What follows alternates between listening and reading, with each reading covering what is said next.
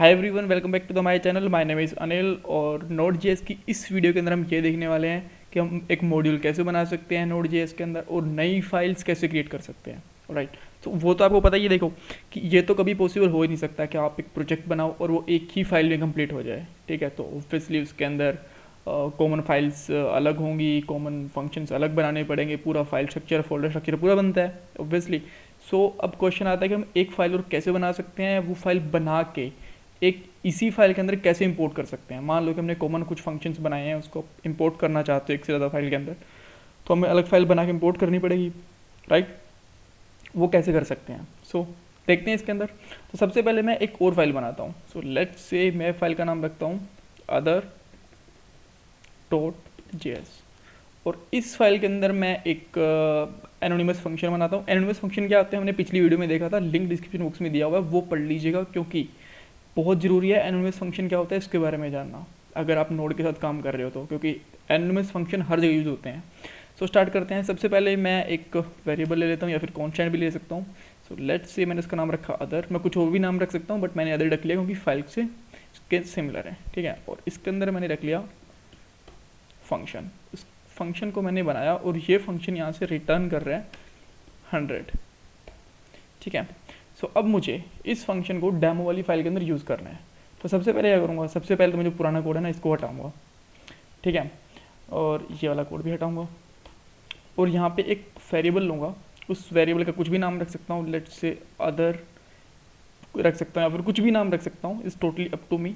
और इसके अंदर मैं रिक्वायर्ड करता हूँ, रिक्वायर किसको करूँगा, अदर वाली फाइल को, इसको। ठीक है, इसको मैंने रिक्वायर कर लिया। अब मैं इस फंक्शन को यहाँ पे यूज़ कर सकता हूँ। अगर मैं अब इस फंक्शन को इस तरीके से यूज़ करता हूँ तो क्या मैं इसको यूज़ कर पाऊँगा? अभी नहीं, क्योंकि हमें पहले यहाँ पे इसको मॉड्यूल बना के इसको इंपोर्ट करना पड़ेगा। तो यहाँ पे हमें लिखना पड़ेगा मॉड्यूल डॉट एक्सपोर्ट, और एक्सपोर्ट के लिए हम यहाँ पे लिख सकते हैं अदर। ठीक है, यहाँ से अदर हमने एक्सपोर्ट कर लिया। अब इस अदर को हम यहाँ पे यूज़ कर सकते हैं। फॉर अ मोमेंट मैं इसको कंसोल डॉट लॉग करवा लेता हूँ, वॉन्ग भी करवा सकता हूँ, लॉग भी करवा सकता हूँ, ताकि हमें पता तो चले कि यहाँ पे है क्या। ठीक है, सो अब मैं यहाँ पे आके और डेमो वाली फाइल को यहाँ पे इंपोर्ट रन करता हूँ डेमो के अंदर। ओके, सो इसको ये नहीं मिला क्योंकि हमें यहाँ पे एक्सपोर्ट्स लिखना होता है, एक्सपोर्ट नहीं लिखना होता। ठीक है, सो अब यहाँ पे ट्राई करते हैं फिर से। अब देख सकते हो आप यहाँ पे 100 आ गया। अब इसके अंदर हम पैरामीटर भी सेंड कर सकते हैं क्या? बिल्कुल कर सकते हैं। लेट्स से मैंने यहाँ से भेज दिया 10 और 20 ऐड करने के लिए खाली। ठीक है, अब इस फंक्शन के अंदर मैं यहाँ पे दो पैरामीटर नॉर्मल ले सकता हूँ, ए कोमा बी, या फिर कुछ भी नाम रख सकते हो आप। अब ए प्लस बी यहाँ पे रख सकता हूँ और यहाँ पे ये इसको रन करता हूँ फिर से और ये रन हो गया।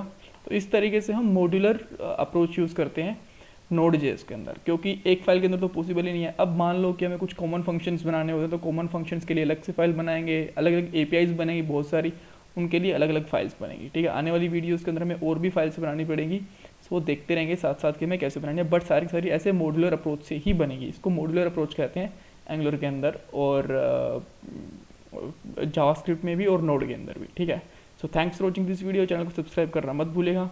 Bye bye, take care.